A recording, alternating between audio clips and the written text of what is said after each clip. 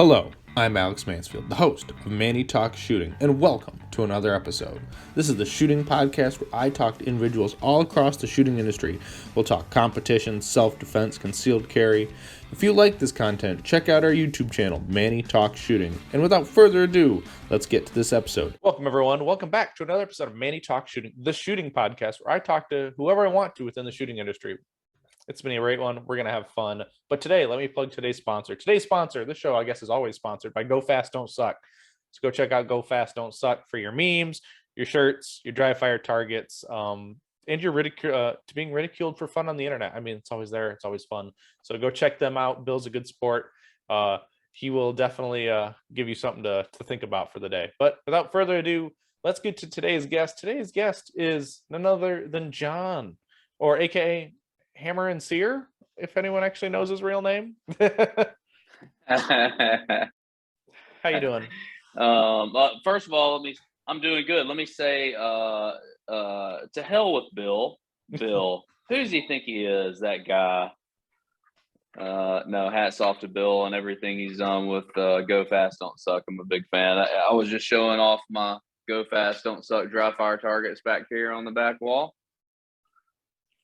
Those are always needed. Love that guy, and everything he's done. Bag. Yeah, Bill's a good dude. I like Bill. So anyway, without further ado, for people who don't know who are you and how did you get into shooting? So Hammer and Sear, Jon Payne, how it kind of evolved was basically just being a gun guy. I was at the gym one day and talking guns with a guy, and he was like, "Oh, I've actually got some stuff for sale. I'm getting out of competitive shooting, and if you're interested in any of it, you might can pick it up for a reasonable price." And so I did. I had no idea what I was getting into.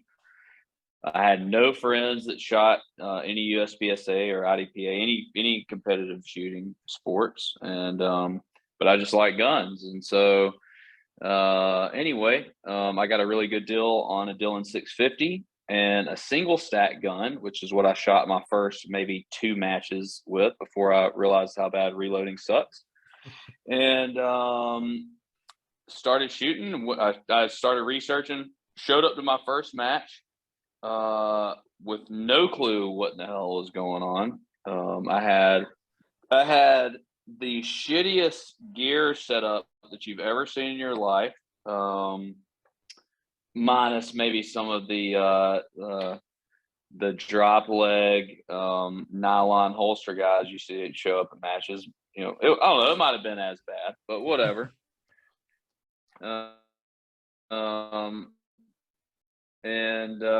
So just started filling it out, man. I'm there and and went from there. That's pretty awesome. So what time frame did you think you started shooting? Oh gosh, it was right at end of 2019.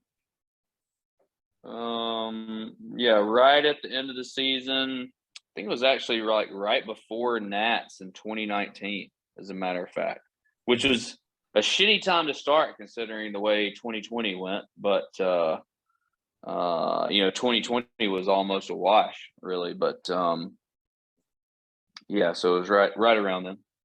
Yep. So you said you started in single stack, just shooting that. Did you how long did you shoot single stack for? Dude, look, I mean, seriously, it was just a handful of matches. It was awful. Plus, I'd always wanted a 2011. Mm-hmm. I never had a need to spend the money on a 2011. And then it's a classic thing, you go, oh, well, I'm only going to spend X amount of dollars, and then you spend that amount, and then you go, this fucking sucks. I don't want to reload as much. I want a better gun. And so then you step it up a little bit, and so on and so forth. So then did you go straight to open, or did you go to limited first? I went to limited. You know, I like an idiot. I had no idea. It's always this thing. It's like, you want to be cheap, right? You say, okay, well, I mean, these guys are having a lot of fun, but that sure is a whole lot of money to spend. I don't know if I'm into it yet, so I only spend half as much money on this stuff, and so I bought a limited gun and played in it for a while, and then bought my honcho and started shooting open, and I've been there ever since. So Well, that's the most fun, right? I think everyone needs to shoot open because there's no point of shooting anything else. well, yeah, it's I mean, yeah, it's just a different world, and even I don't know. I haven't shot any PCC because I'm not a homosexual, and that's fine for people that do want to shoot it. Look, that's do whatever you want to do behind closed doors, but um, I can't imagine anything being as exciting as shooting open, just because you are required to go as fast as humanly possible at all times. It's when and people talk about like shooting open. I don't know. Oh well, that's so easy. The gun just shoots itself for you or whatever. But you got to start to look at classifier, what it takes to make master, grandmaster, and open, as far as hit factor goes, compared to some of the other divisions, and you go, holy shit, dude! Like, it's those guys really run the rag. Like the guys at the upper echelon of the sport, they run the ragged edge, and it's fun to go chase those guys. Try to do that, Mm-hmm. Oh, absolutely. And who no one makes a blingy gun other than an open gun, right? Like, I mean, there's some pretty cool limited guns, but nothing as blingy or flashy as an open gun when you whip it out at the safe table. And that's what. Oh, and you've seen mine. Mm-hmm. I mean, I have a fucking narco bling, silver and gold honcho. I mean, and I love it. Mm-hmm. It's great. Yes, it is. Now, have you taken any formal training when you got into the sport? I've taken several classes. As a matter of fact,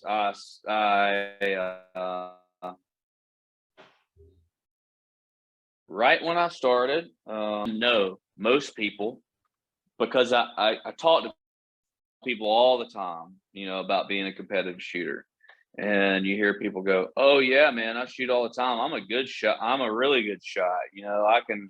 They'll tell some anecdotal story about shooting a bird at 25 yard, whatever, offhand. I don't know, some story about how good of a shot they are. And I just nod my head and go on about my business. And I was the exact same way.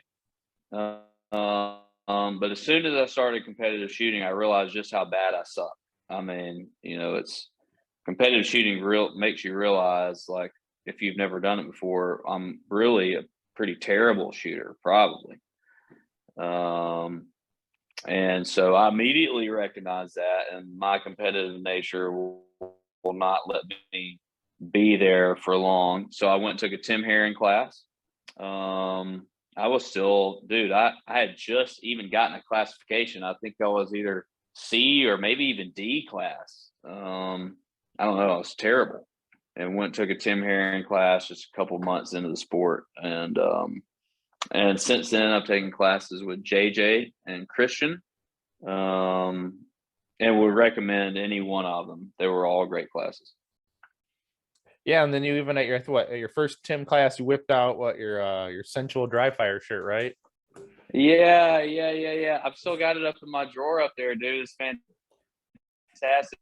Fucking Tim's face on Burt Reynolds' head, like, his whitey tighties all laid out, all sexual looking. Yeah. Mm-hmm. Fuck yeah. Now this is where I pick on Steiner and them. It's like they let that ball die and people don't understand the goodness of sensual dry fire. Sensual, dude. In the days of Steiners and Kenny and Tim's podcast, I mean, it was fantastic. They were a riot to listen to, and I wish they'd bring it back. But yeah, and of course Steiner. That's how mine and Steiner's relationship started. Steiner was the one that was like juicing me up to go do this. Mm-hmm. He was the one that like provided the picture, to put on a t-shirt for me to go troll Tim with at the class. I mean, that's how mine and Steiner's whole relationship even started out. Meme lords.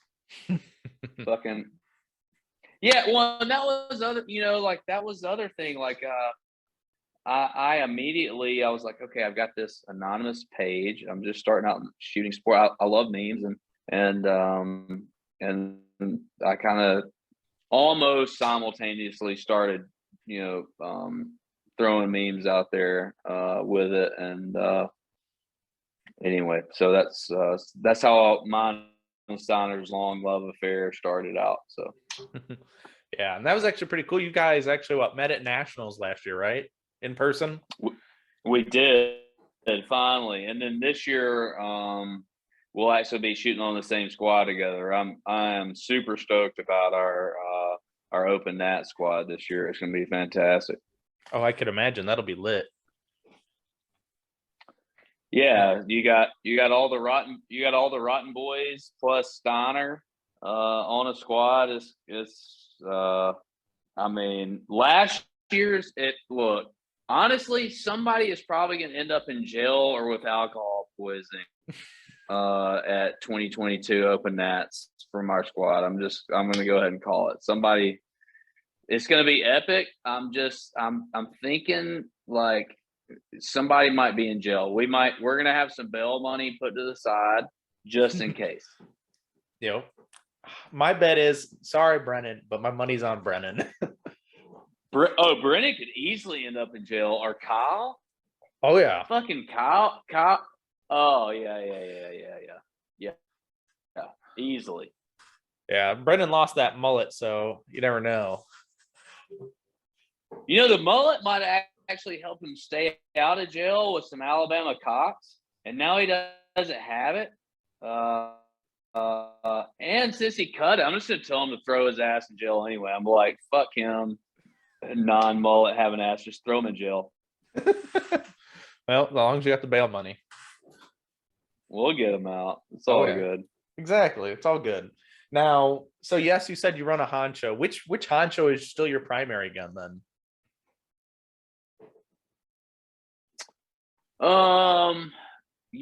I run them both.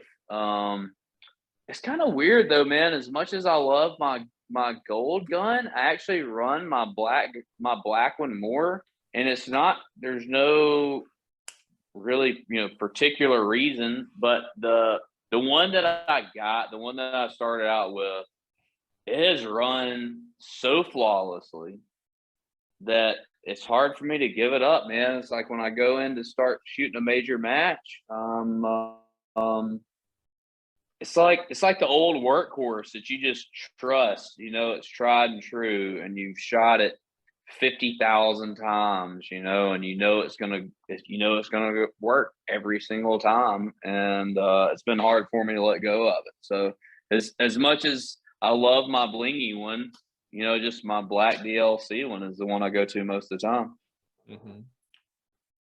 Do you have the new hammer on that? The hammerhead on that one too, or just the gold gun? Just on the gold one. Steiner sent me the hammerhead on the gold one. I need to order the black one and put it on my other gun too. It needs to be the same. I'd run a go gun on it forever, but I need to switch them both over so they'll both be identical. Yeah, that'd be a great idea. I was waiting out for the hammerhead, but then I was like, screw it. I bought a convex. It'll go on my gun here shortly. I wouldn't have any problem running the regular convex, but the way I've got. You remember the Burger King like commercials with the guys that I got little tiny hands? You know, the Whopper. He's like my little. How am I Yeah. eat this Whopper with my little tiny hand? It's kind of how I feel sometimes. Like, and so I have to put my convex back so far that and with the way the PT optic mount is designed, there is zero. Like most people, you know, they have at least their optic mount that prevents their thumb from possibly hitting the slide. Mhm. Well, mine, as far back as I set it, and with the way the optic mount is designed, I had it happen a couple times where my thumb stopped the slide from cycling, and I can't have that. So, and I ragged his ass about, and I would like to say I kind of shamed him into finally coming out with a a wing design because of that. So yeah. Yeah, and I think it's a good addition. I think we need it. We still they made a good thumb rest, and they made an even better. They made 2 good thumb rests. So that's kind of nice. Look, I'm as much shit as I talk about Steiner, and will always, I will always talk shit about Steiner. I'm super proud of that guy, man.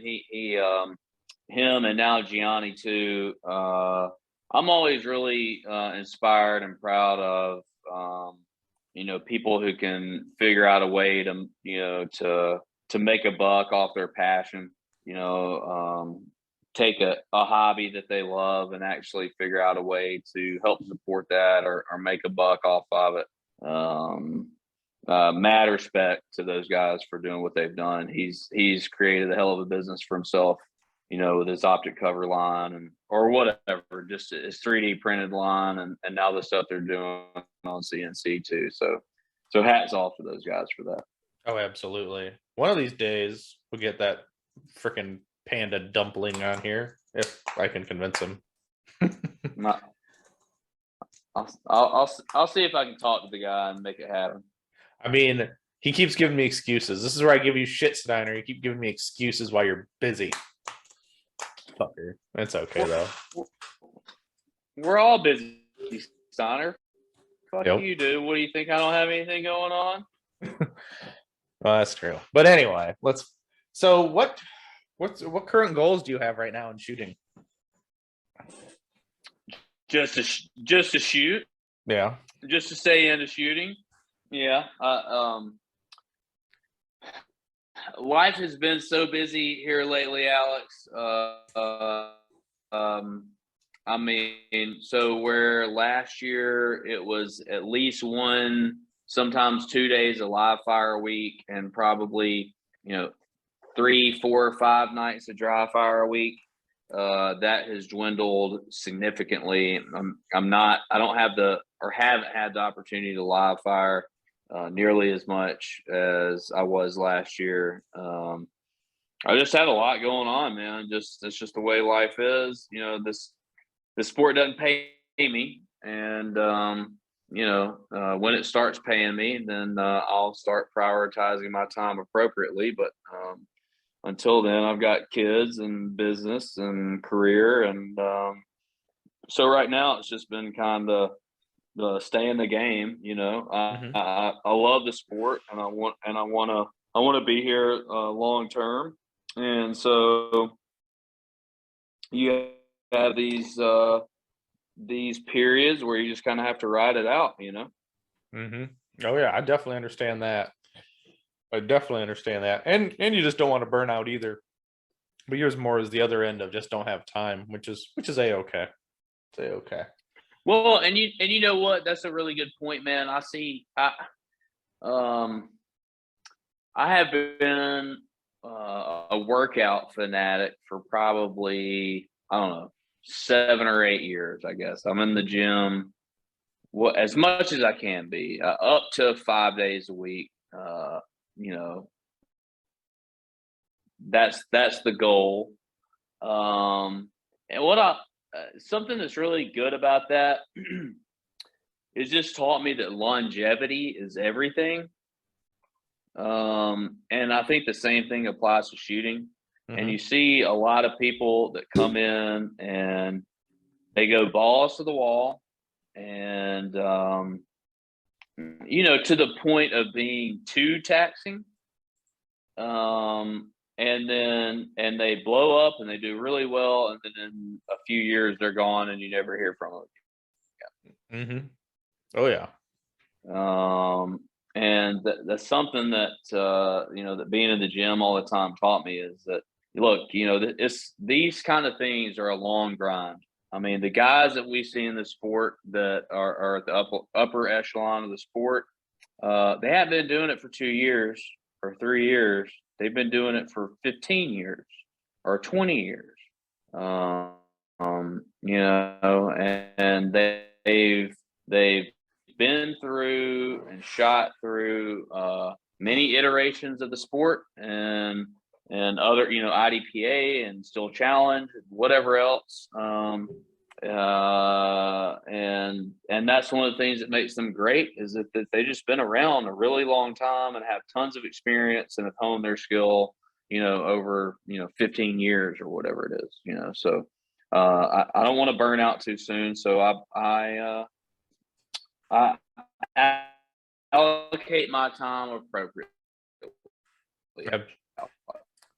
Yeah, and that's perfectly fine because we don't want to burn out. I don't want to burn out. But so are any aspirations on making M?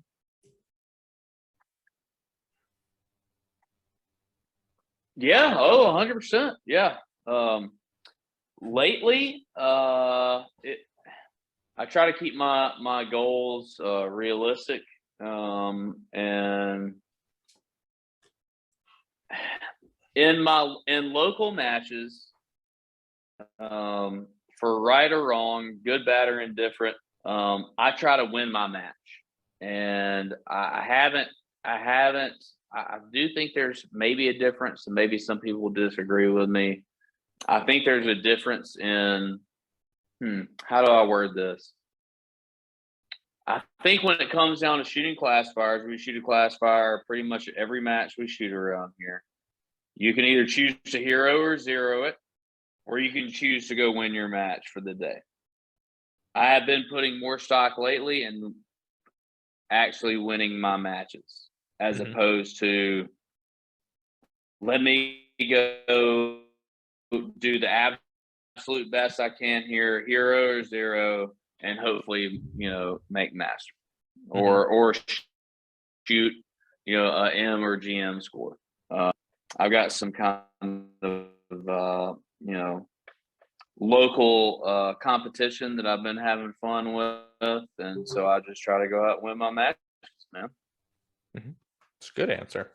No, and I definitely agree. Yeah, because it seems like you could hero or zero it, or be into the match. Because usually the guy who tries to hero or zero that classifier is giving something up. Well, I mean, if you look at the way that I don't know how matches are up in your area are right now, but I think most matches, let's say if in 2019 or 2020 you were shooting a 6 or 7 stage local match, it's gone to, you know, 5 stages in the classifier or 4 stages in the classifier, whatever the case. Everybody's kind of scaled back, right? And so I actually kind of like it in one regard where there are no points to give up. You can't have bad stages. If you've got somebody that you're competing to win your local matches with, like locally at one of my matches anyway, it's always like me and this one other guy, and we're vying for the 1 or 2 spot. Well, in 2019, you might could have given up a stage to that guy and still won the match, possibly. Now you can't have any mistakes. You can't make any major mistakes, or you give up the match. And it kind of sucks, but it's also kind of I think mentally gears you up better for what major matches are like. If that makes sense. Does that resonate at all? Oh yeah, it absolutely does. And I mean, honestly, like my goal at a major match is to shoot my classification. I really don't care what the number is, but or the letter, but I just want to shoot my classification.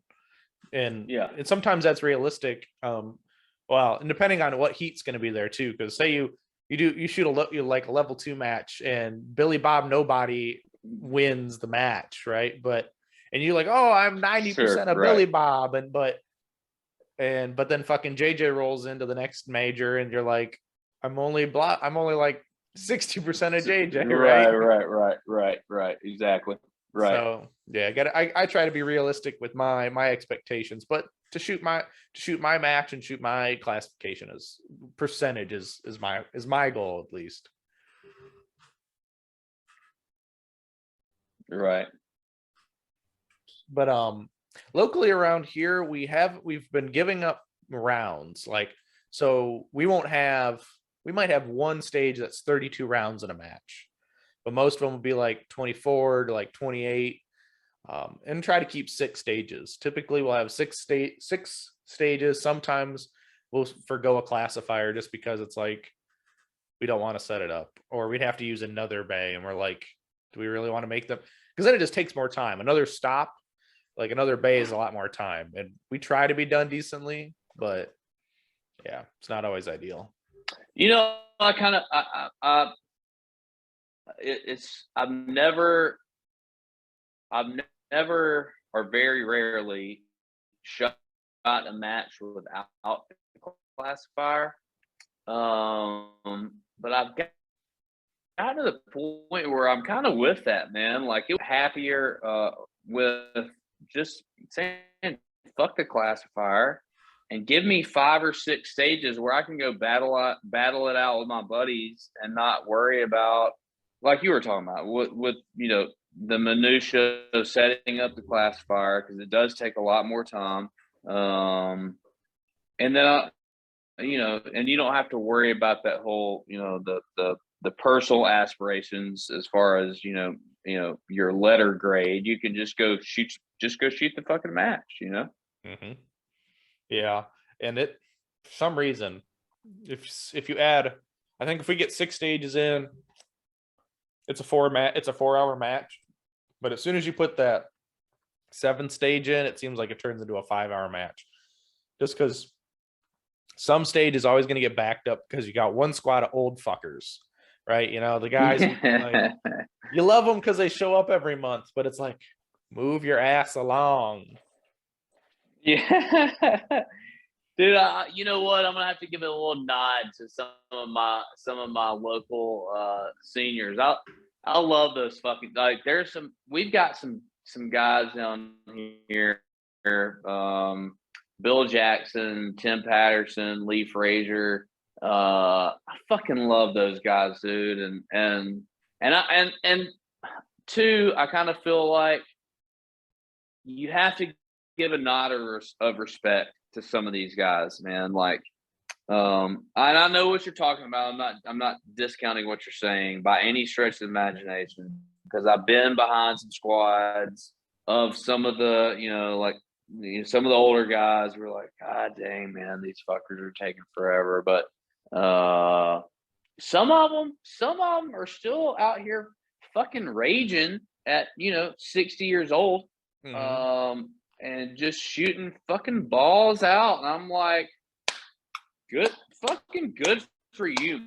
I mean, you guys are like I hope I'm still doing that when I'm that age. And they've been doing it. I talked to them like, oh yeah, Gator Classic. I remember the first time I shot that was in 1996, and you're like, fucking.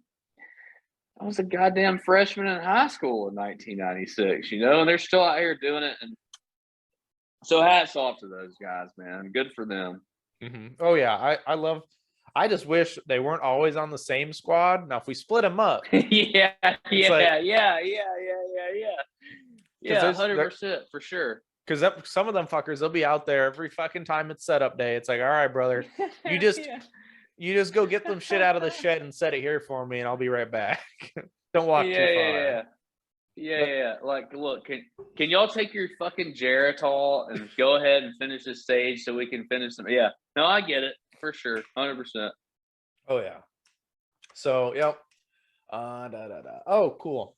I do want to get to some listener questions at the moment because they're actually there's some entertaining ones I think people get laughs out of. So the first one is, when was the last time you took a piss off your porch?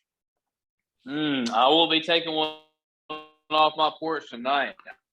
I intend on it. Matter of fact, I'm going to go get another beverage so that I can do that before. I have not, Alex, I have yet to be on a podcast that I did not take a piss during the middle of. And I will be. I will stay on this motherfucker until I take a piss on your podcast tonight, whether you like it or not, buddy. That's okay. It's still not as funny as the one time Steiner goes and he takes his earbuds and fucking rips one in the toilet. That, you know, I hope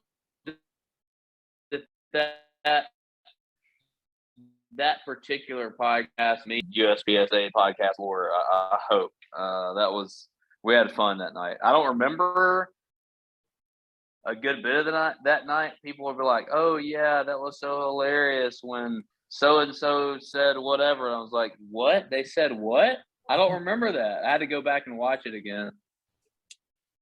Well, that's because you're probably 3 beers in by that time. 3. I was God knows how many liquor drinks in at that point, Alex. Shit. Oh yeah. So then the C-Class legend asked, how does it feel to shoot a honcho? Do you like speed limits? Well, no. Do you like condoms? Then shoot a honcho. Yeah. Which is, I still think it's pretty cool how they designed it, where it doesn't have what a barrel ink, right?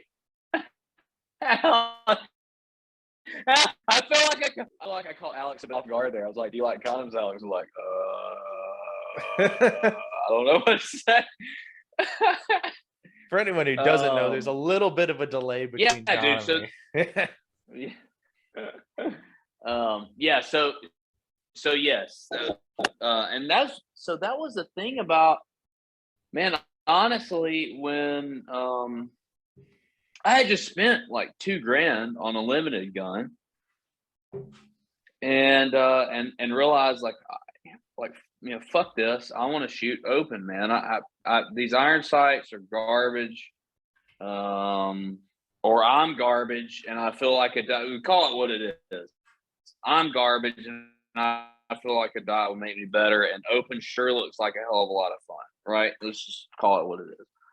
But I don't want to go out and spend, $8,000 on an open gun, and I still like the idea of shooting limited. At that point, that's when I stumbled across, their gun and their design, and it was really intriguing. I'm not cheap by any stretch of the imagination, but I do look for a value, and I just saw a shitload of value in that platform, and that's what made me go to it.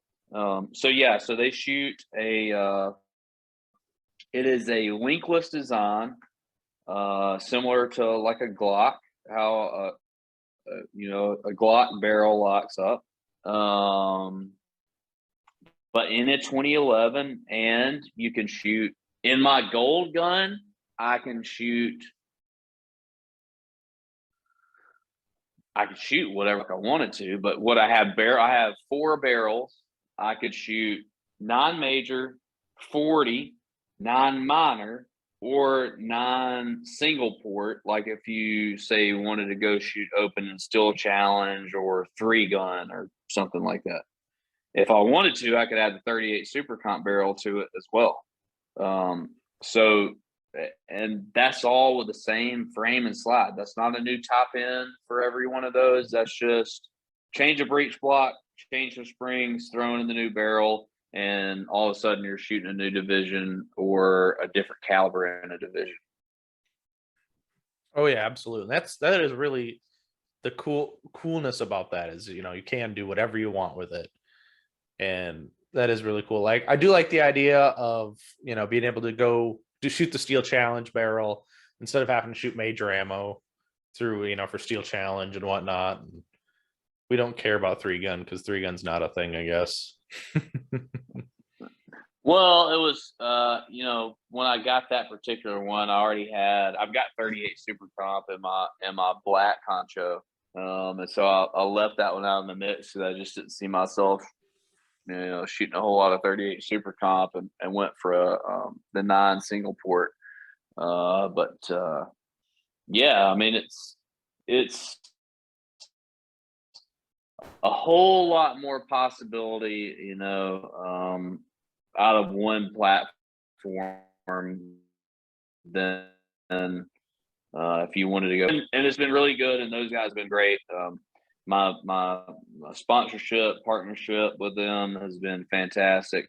They take really good care of us, and I'm very appreciative of that. Mm-hmm. Yeah, and so why? Although a lot of your friends shoot 38, why have you stuck with 9 major?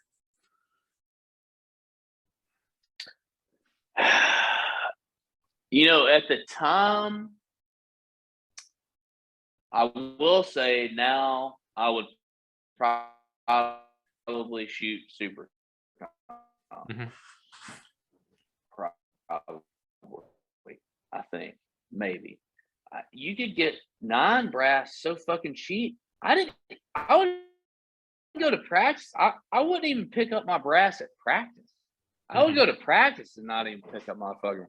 I would just fucking fuck your brass. I don't like whatever. Like, who cares? Like, the shit's so cheap. I could give a shit, right? Mm-hmm. And then at local matches, I still don't pick up.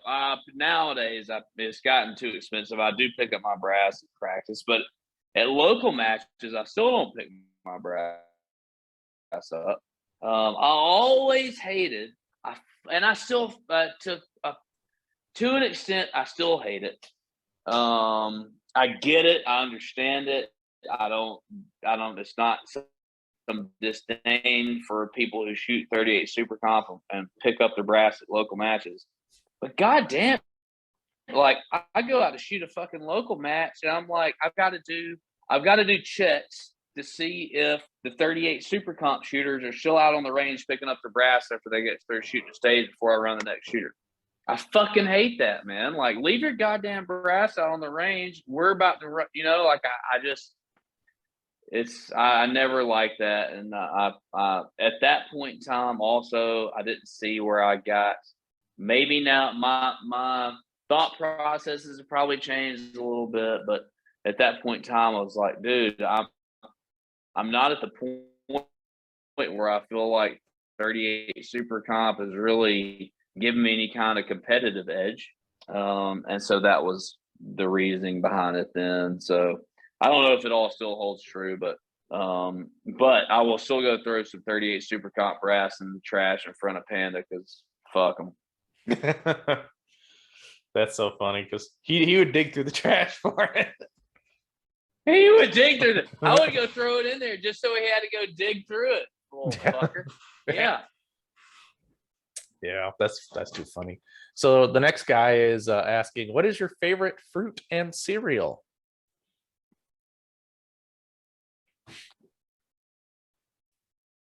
Fruit and cereal. Cinnamon Toast Crunch.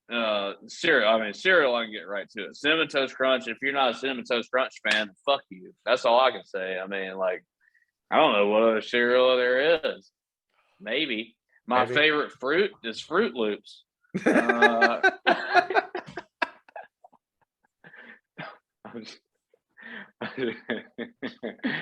I don't know. Who the fuck sent that question? Who sent that? I want to know who sent that question. Well, I'm sorry, Christian. I have to throw you under the bus here. So Christian? That was Siler? Yeah. That was Solar. Mhm. Okay, all right. I'll give him a legitimate response. Fruit.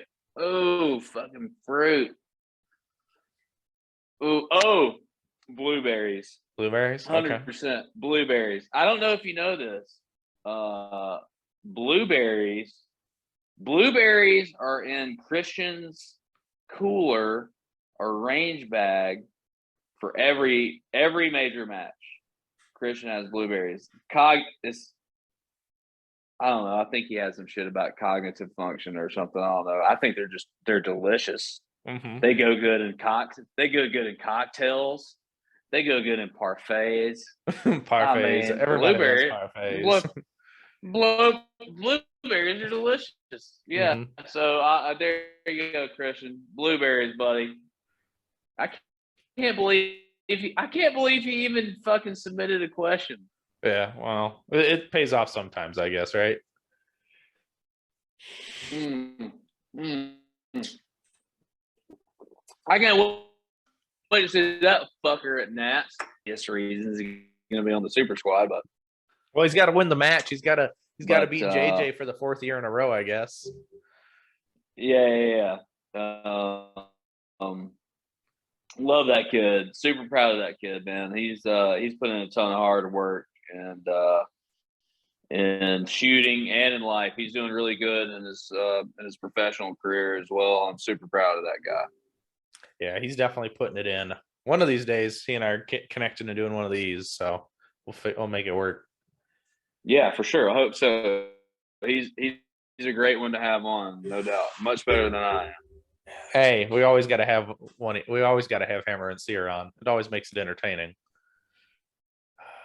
Oh, and then they got to ask, how can you contain so much manliness in yourself? I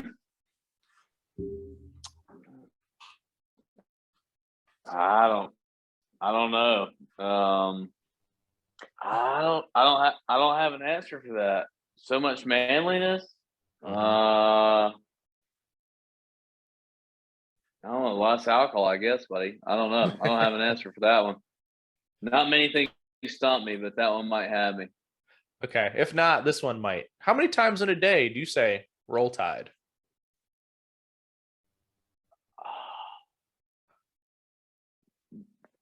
4.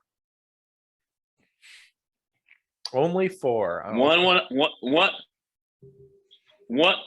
I wake up, one when I say my prayers, one when I have sex, and another one when I masturbate.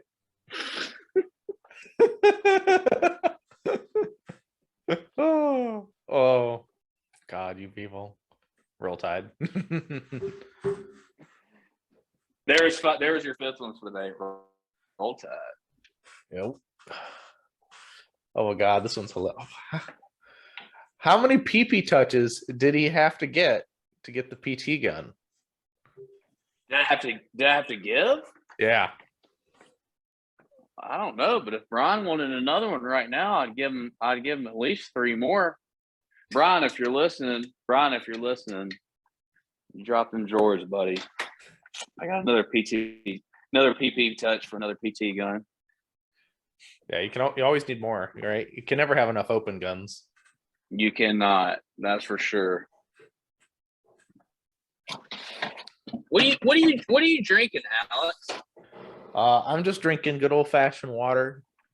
Alex, buddy, listen, Bub. I know this is your podcast, but this isn't that kind of podcast, pal. We're gonna have to get you drinking, son. I mean, look, ain't no laws when you're drinking the claws, Alex. Let's go, buddy. That is true. There's no laws when you drink the claws. I don't know. I am not. I will be honest with all my listeners. I'm not the biggest drinker. I'm lame. I don't drink all the time or all that often. So, but my guests do, so it works. So they drink enough for the both of us. That's respectable. You know. So how does your wife put up with you? Someone wants to know. I think I might have posed that question, actually.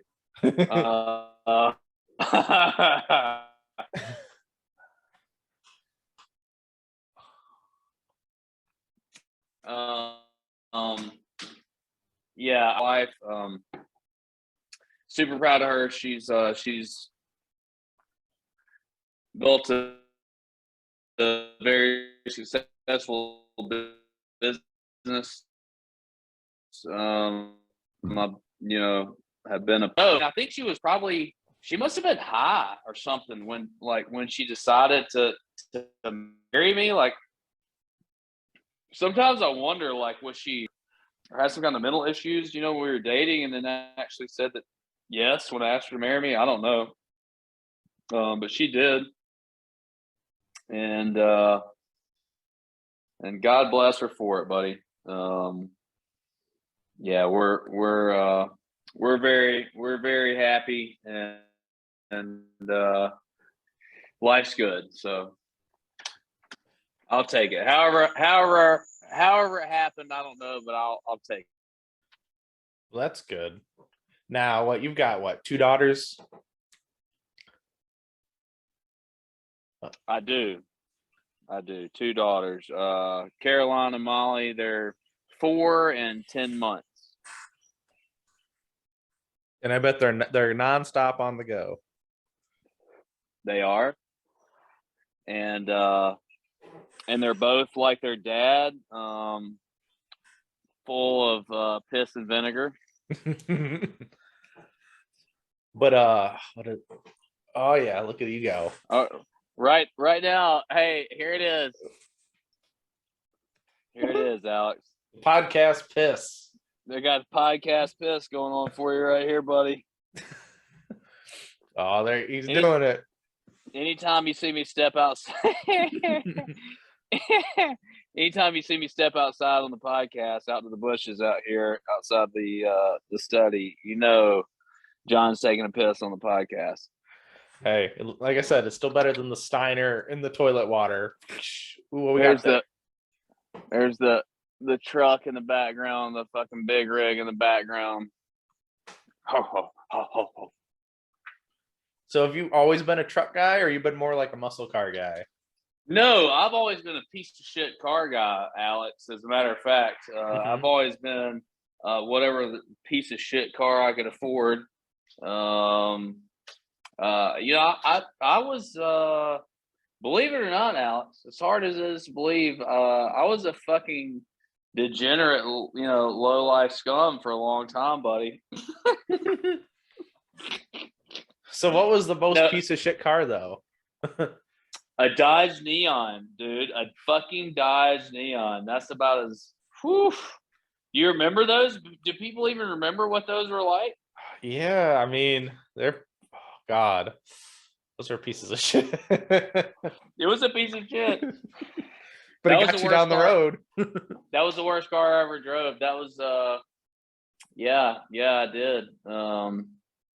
When I lived out in Los Angeles, that's what I took out there. Was a 90, or maybe what year was it? Yeah, it was like a 96 Dodge Neon, dude. No shit. So as soon as I could start affording better cars, that was it. And I've got an F-150 on the way. It's supposed to go into production on Monday, as a matter of fact. So hopefully that happens soon. Did you custom order it, or you just been waiting on it? No, I custom ordered it. Yep. So you're gonna have a custom vanity plate made for it too, right? We'll see. I don't know. We'll see what it looks like. I'm not sure yet. I haven't even gotten that far. I didn't even think it was going to happen. So we'll see. So I'm assuming it's going to be like a full cab, 2 full 4. It'll be, yeah, it'll be 4-door for sure. It's the trimmer package. Be a nice truck for sure. That was kind of I've always been frugal like that. It's good.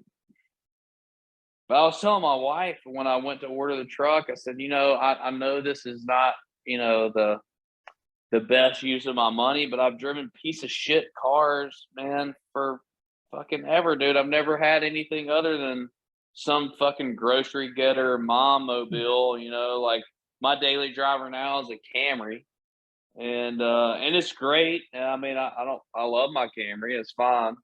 But it's not like you're not going out and picking up the most pussy in a fucking Toyota Camry, So anyway, so I said I'm ordering what it is I want. So I went and got that. So I'm excited for it to come in. Yeah, that is pretty cool. What color is it going to be? It's this really dark blue metallic color. Almost looks black. Okay. Yep. So I think I've seen paint like that. Yeah. I like that. Yeah, it's so dark blue that in most light it looks black until the light hits it just right, and then it's you can tell that it's this really dark blue color. It's pretty. I actually saw one today. Just like it. It's the only one that I've seen around here. So that'll be cool. Yeah. Did you gotta put a 6.5 foot bed or an 8 foot bed? Well, they've only got on those on the F-150s. It's either 5.5 or 6.5. I just got the 5.5 because I've already got the fucking monstrosity out here. It's got the 8 foot bed on it. So I just got the short bed. So. Oh, that makes sense. At least you got something that you can go get a piece of plywood with. Oh yeah, for sure. Yeah, I that's the one thing I wish my truck had a full size bed, because I hate going getting lumber and you're like, son of a bitch. Yeah, I kind of wish I'd gotten a 6.5 foot bed. Part of me does, but like I said, I've got the 350 out here, and that motherfucker takes a 10-acre field to turn around, dude, and I hate it. Like if I go park that truck in a parking lot, I don't care which way I park, I'm taking up 2 parking spots. Fuck your parking spots.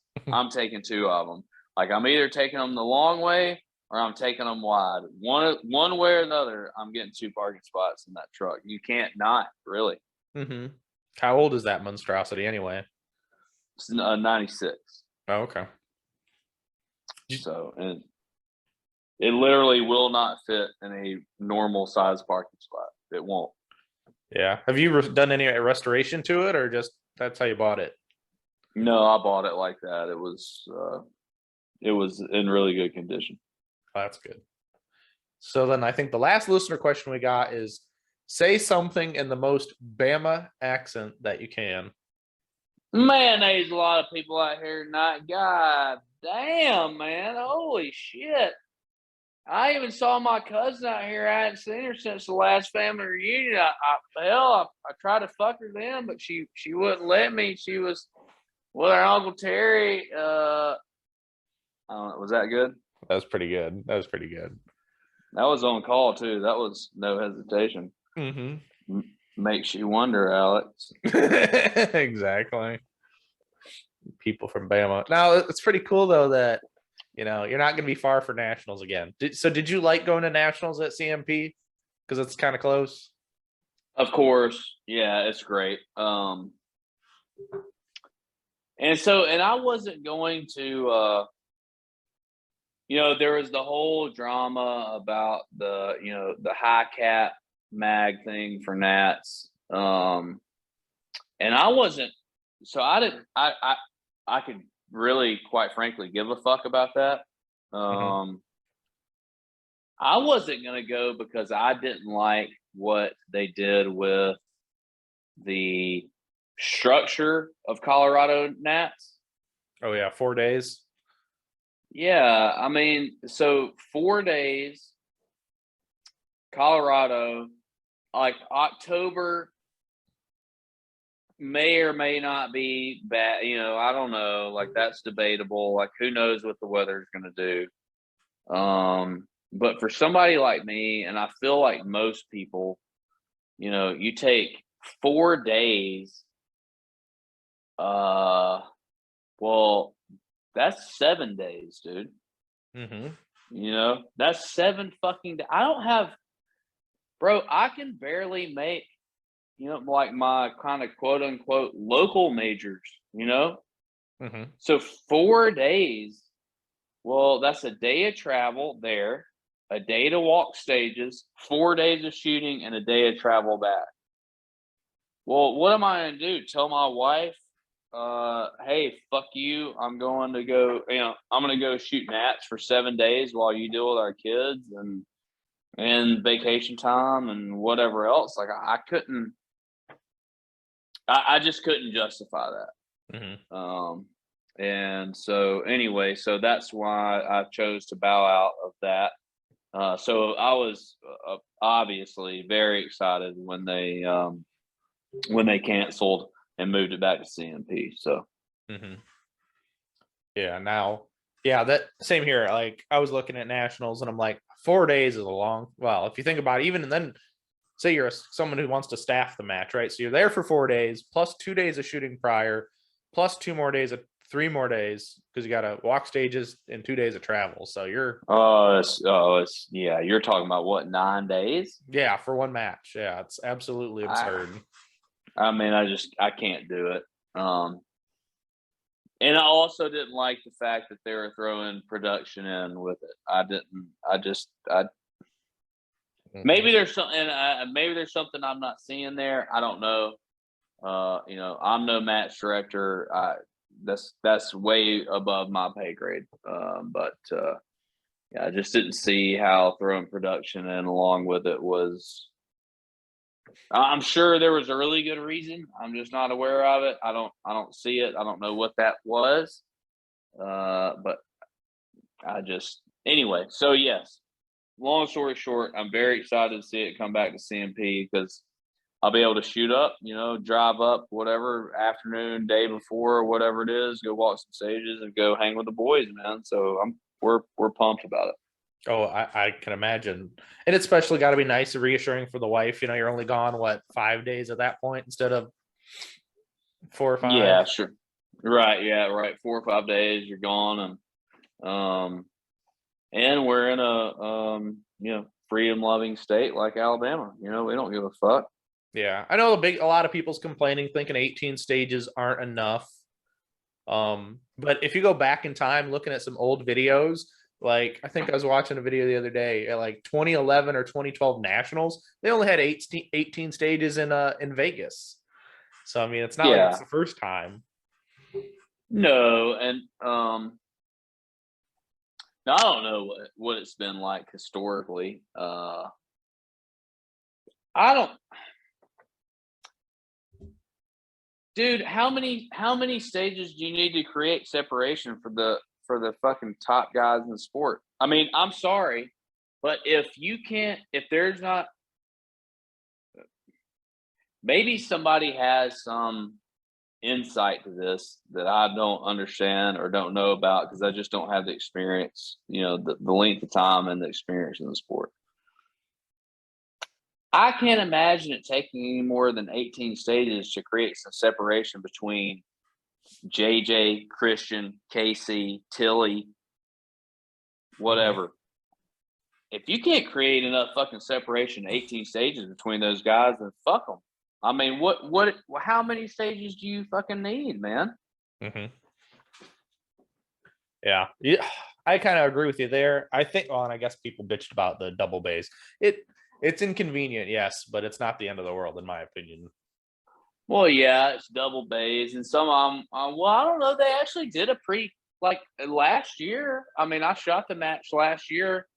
The only one that was even slightly annoying was the one where they had a speed shoot, which I actually really enjoyed that speed. I nailed that fucking speed shoot, but they either had that speed shoot, and then the strong hand, weak hand only stage, which that stage was a fucking bitch. I hated. I fucked that stage up royally. And Shannon Smith, fuck you wherever you're at. That I'm just kidding, Shannon. Shannon does a lot for the sport, but just he creates some monster stages that'll really test your skill. And I failed miserably, of course. But that stage got a bit backed up, but it was because you had a speed shoot along with a stage that was 2 strings.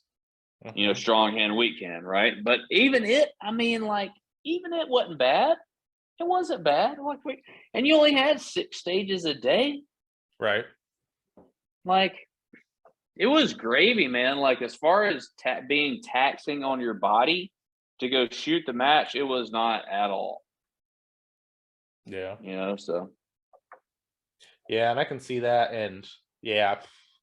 Well, and then because the worst part is, I guess, with those double bays, is, you split the squad, so then you always got 2 guys shooting. Well, you got like 8 people out of the 12 not doing anything because either they're the next shooter or they're the last shooter or they're shooting. Yeah. So I can understand where that can be a pain in the ass if you got a 12-person squad. You only got like 2 guys pasting both of them, but. Yeah. I mean, there's some potential there, for a little bit of backup, but I don't know. I just there was never any point during that/year where I felt like, like, oh, this sucks. This is really shitty. I'm not having a good time here, sitting here waiting for, for this one bay to end. So. Mm-hmm. Now, talking about Nats, and then we're going to talk a little bit about Mississippi. Yeah. Do you feel like you've greatly improved from your nationals performance to your performance at Mississippi?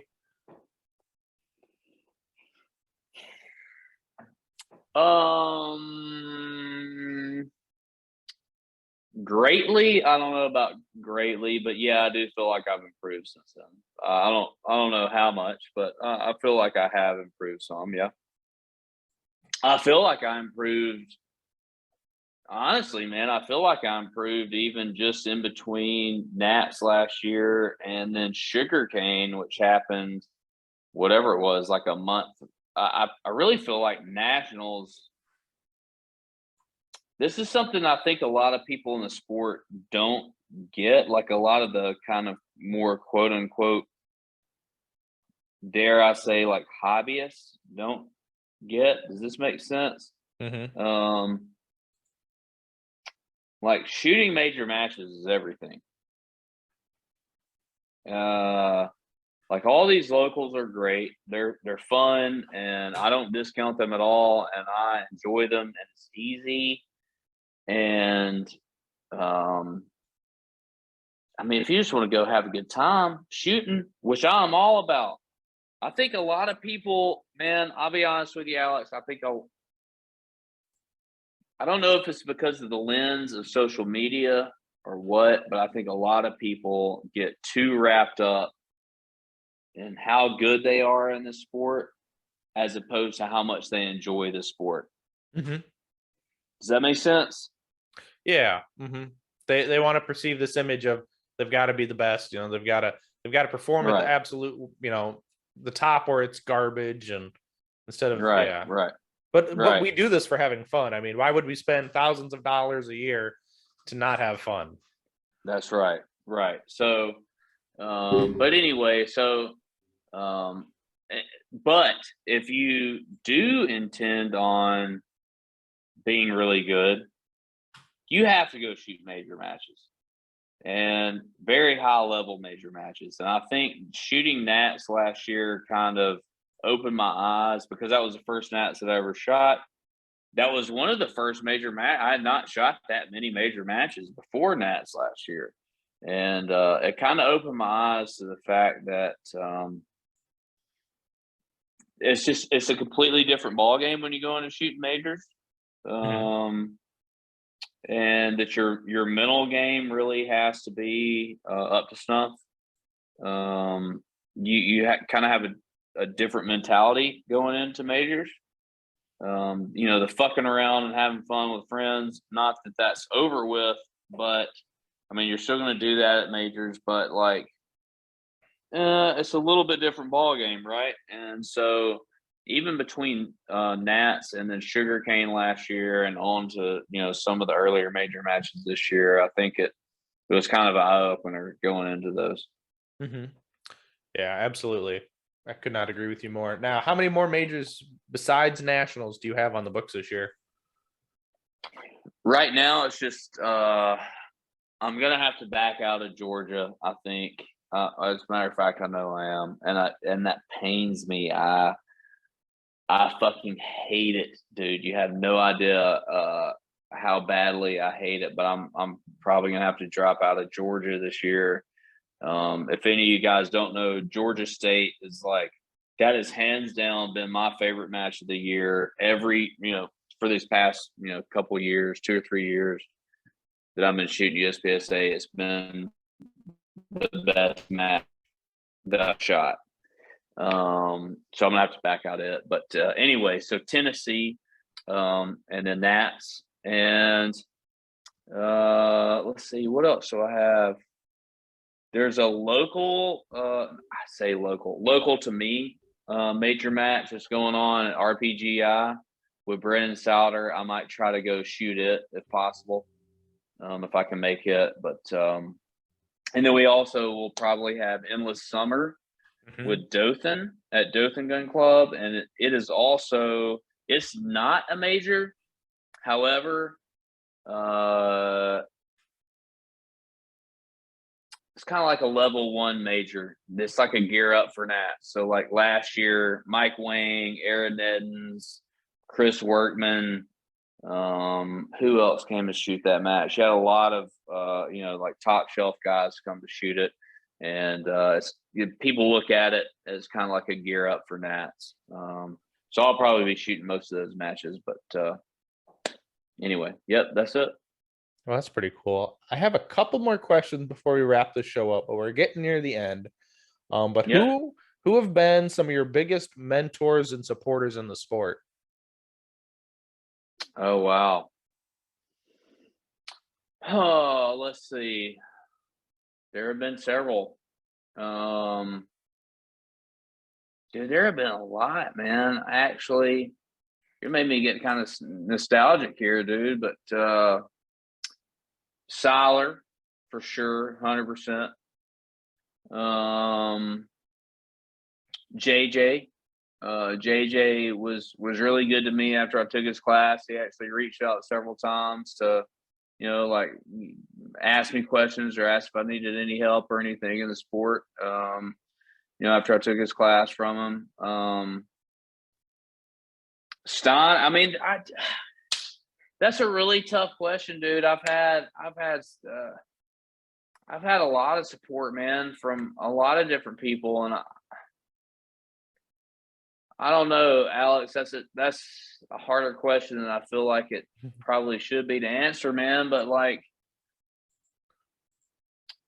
I mean, especially starting out and having no clue what the fuck I was doing, I was just going out there and posting videos out, man. Just I did that to get feedback, and I got a lot of really constructive, a lot of constructive criticism.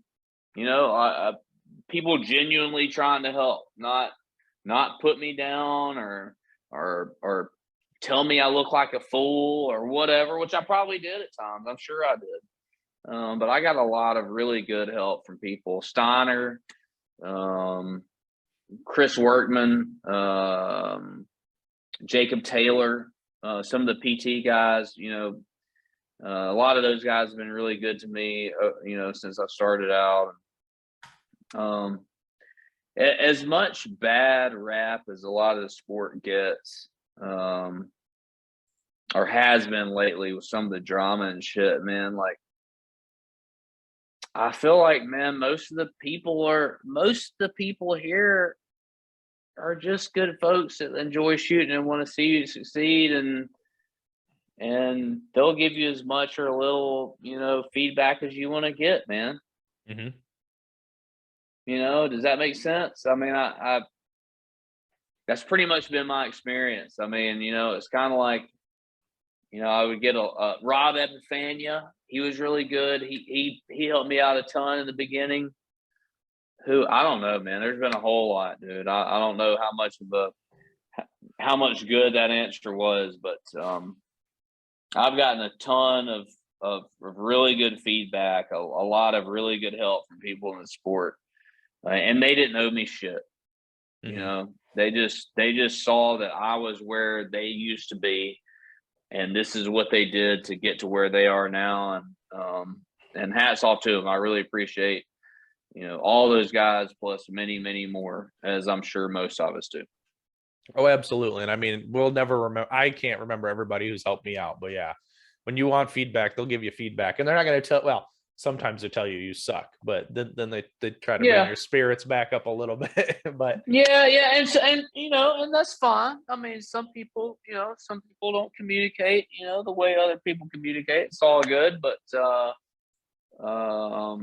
there are a lot of really, really good people in the sport. I hope, like I said, the sport's kind of gotten, I feel like it's kind of taken a little bit of a hit on the nose here lately, but my personal takeaway from my time in the sport so far is that there's a lot of really, really good people, man, that participate, that devote their time to these matches, into training and helping other people.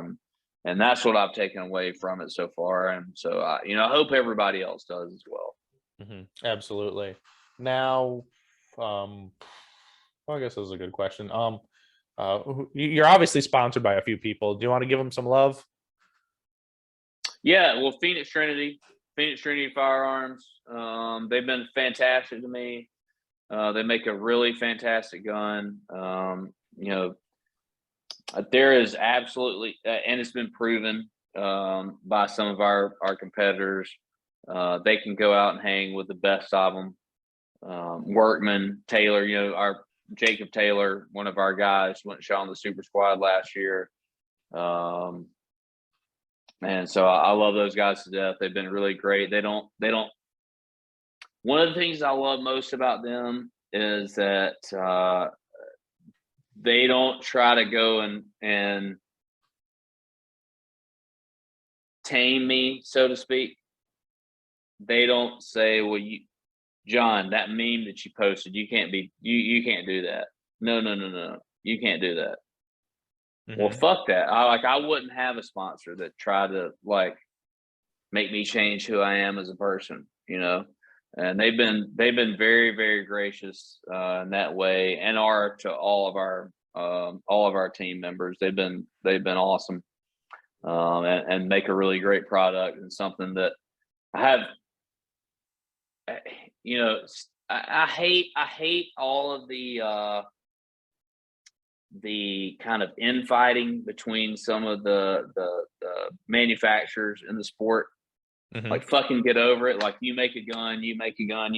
What? Who gives a fuck, man? Go make your product and go play the game, right? But it doesn't. And they don't ask us to participate in any of that. They just kind of let us go do our thing and go out to matches and go represent them and have fun and show that, hey, their guns run really well, and we have fun shooting them, and we win a lot of matches shooting them,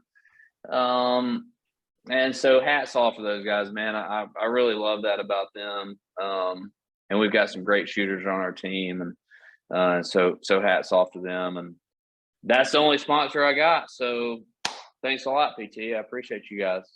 Well, that's pretty cool. Yeah. No, everyone should go check out a PT if they're in the market for a multi-divisional 2011. For sure. Now, that's awesome. John, do you have any last closing words you want to leave the guests with the listeners with? Fuck, man. Now you're well, I'm supposed to give you some kind of fucking words of wisdom, dude. I don't know. You could tell them 2 words, and that's all I don't know, man. No, I don't, Alex. No, I'm sorry. No, I don't. That's fine. That's all good. We got to try sometimes. No, I don't have any words of wisdom. Go to work every day and fucking pay your bills, you fucking idiots. I don't know. There you go. That's a good one. That works. Well, John, I want to thank you for coming on the podcast. It's been fun. We even got a porch piss out of you, so that's always a good sign. So, like I said, thank you for coming on. I appreciate it, brother. And to the listeners, thank you guys for checking out this episode of Manny Talk Shooting. There'll be more. But until next time, get out and do the things, and I'll see you on the next one. Thanks.